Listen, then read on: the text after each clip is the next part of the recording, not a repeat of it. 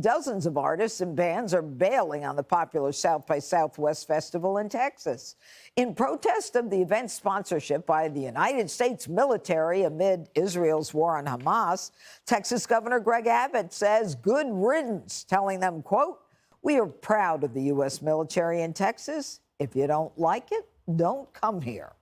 And there's another whiny woke musician making headlines. Neil Young is back on Spotify 2 years after boycotting the platform over concerns that Joe Rogan was spreading misinformation. Now that Rogan's show isn't Spotify exclusive anymore, Young says, quote, "I cannot just leave Apple and Amazon like I did Spotify because my music would have very little streaming outlet to music lovers at all. So I've returned to Spotify." Joe Rogan says he welcomes Young back. By the way, Neil Young came back to Spotify.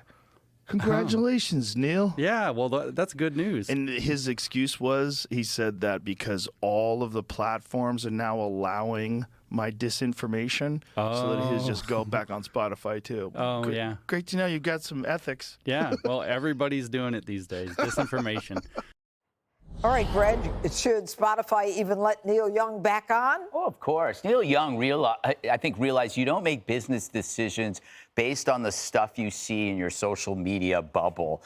His reaction originally to Spotify was not his original idea. He wasn't thinking for himself. Like a lot of people, he got that opinion off social media. And it turns out, he found out that the people who claimed that they were going to boycott Spotify weren't going to ever support Neil Young anyway. It's always the case. So he sawed off his fans to appease people who aren't his fans, but are just lonely people on Twitter who don't spend any money. They just spend energy. And you have all these like needy, edgy artists who claim to be rebellious, right, at South by Southwest, but they are so accommodating to the mob. They pretend to be in your face, but they'll do anything to save face in front of low-information activists because they think that's cool. These punk bands should realize the real risk is to condemn Hamas. But they won't do that because they're cowards. All these guys covered in tattoos with shaved heads, they're all sheep, terrified of being unpopular among the loudest losers on social media. You know, Harold, don't any of these 80s woke bands realize that half of them would be burned at the stake by Hamas? I hope they do. Look, I'm against Hamas. I'm against people who think that we should be urging the Israelis to not try to find retribution and justice. But I think this to me, the woke musician thing, this is freedom of expression. He had every right to say, for whatever reason, even if I disagree with his reasons, saying, I don't want to be on it. I think you would agree, saying, I don't want to be there. But really you may call that woke, but what he got awakened to was capitalism.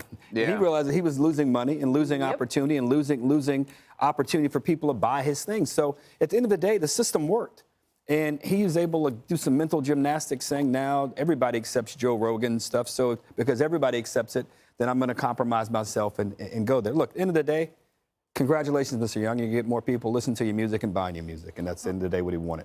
All right, then, Sandra, so it isn't hypocrisy where his freedom of speech tour turned into, I don't believe you have the right to speak, and therefore I'm going to get off Spotify. It really is about capitalism. Yeah, it's about the almighty dollar. And when he saw that the other musicians were showing up and they were on there and they were getting the money, he wanted the money too. That's what it's about. And when it comes to the bands that aren't showing up to South by Southwest, I don't know. I don't know that it's that many. I think there's a lot that go to this festival. I mean, you're talking about like a dozen or so.